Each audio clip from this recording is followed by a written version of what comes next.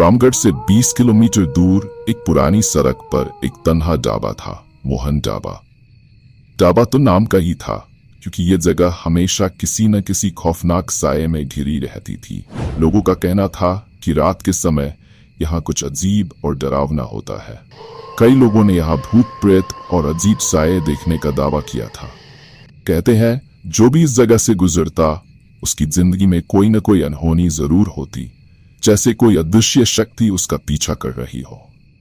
एक रात विक्रम और उसके 3 दोस्त राहुल, प्रिया और नेहा अपनी गाड़ी में सफर पर निकले।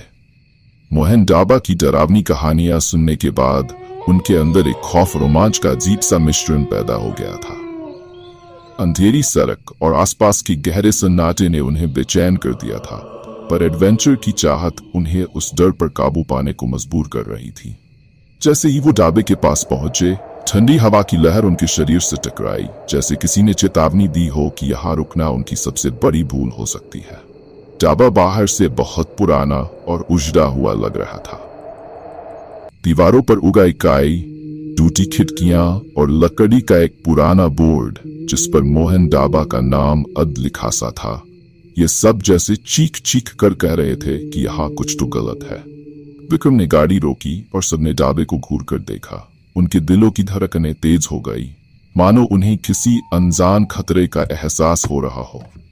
अंदर घुसते ही एक सड़ी हुई गंध ने उनके नाक में घर कर लिया। एक पुरानी पतंगा वाली बत्ती टिमटिमा रही थी और एक टेबल पर रखा रेडियो अचानक चालू हो गया, जिसमें से एक पुराना गीत बजने लगा। पर वहां इंसान का कोई निशान नहीं था, और फिर भी रेडियो का चालू होना मानो एक संकेत दे रहा हो। प्रिया ने घबराहट में हंसी में कहा, यह तो किसी हॉरर मूवी का सेट लग रहा है। पर उनकी हंसी जल्द ही गायब हो गई, क्योंकि नेहा की नजर ढाबे के पीछे खड़ी एक औरत पर पड़ी। सफेद बालों से उसका चेहरा ढका हुआ था और उसकी झुकी हुई आंखें सीधा नेहा के दिल में उतर गई। नेहा के चेहरे पर खौफ की परछाई थी, जैसे उसने कुछ अनहोनी देख ली हो। विक्रम ने उसे दिलासा देने की कोशिश की। क्या हुआ नेहा, डर लग रहा है क्या? नेहा की कांपती आवाज में बस यही निकला, वो औरत, उसका चेहरा वो इंसान ही नहीं था। सबने उसे वहम समझकर नजरअंदाज किया, पर उनके मजाक का असर तब गायब हो गया जब ढाबे में अचानक ठंडी हवा का झोंका आया और रेडियो से एक अजीब सी हंसी सुनाई देने लगी। एक गूंजती हुई आवाज आई, तुम लोग यहां से चले जाओ, वरना यहीं के होकर रह जाओगे। विक्रम ने सोचा कि यह सब किसी रिकॉर्डिंग का हिस्सा होगा और उसने रेडियो को बंद करने के लिए हाथ पर आया, लेकिन तभी उसके हाथ को किसी ने जोर से पकड़ लिया।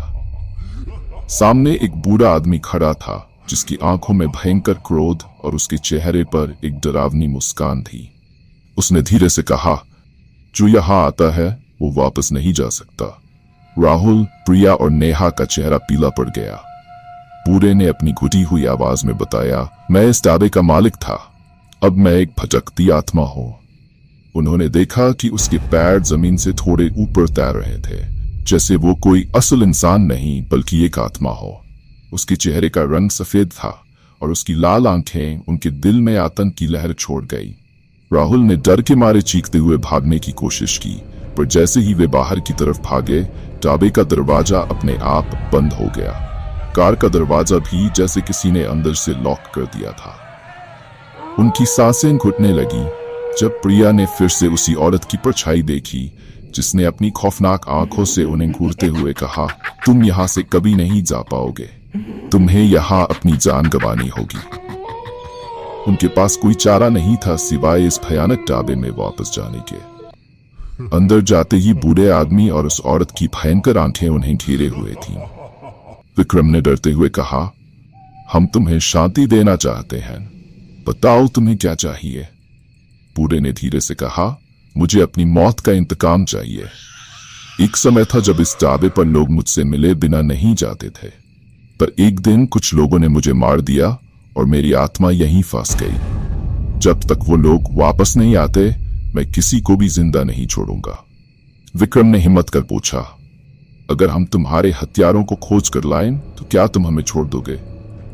बूढ़े ने धीमे से कहा, हाँ, पर याद रहे, अगर तुम वापस नहीं आए तो तुम भी यहीं फंसे रहोगे। डर और खौफ से कांपते हुए वे ढाबे से भागने की कोशिश करने लगे। गाड़ी में बैठकर वे जितनी दूर जा सकते थे गए, पर दुर्भाग्य से उनकी गाड़ी रात भर खराब रही और जब सुबह हुई वे खुद को फिर से मोहन ढाबा के पास खड़ा पाया। कहते हैं आज भी उस ढाबे के पास उन चारों की चीखें गूंजती हैं और वह बूढ़ा आत्मा उन लोगों के इंतजार में वहां भटकता रहता है। आज की खौफनाक स्टोरी को हम यहीं समाप्त करते हैं। अगर आपके साथ भी कोई डरावनी या भयावह घटना हुई हो तो आप हमारी इंस्टा आईडी पर जरूर शेयर करें। तब तक चैनल को सब्सक्राइब करना ना भूलें। धन्यवाद।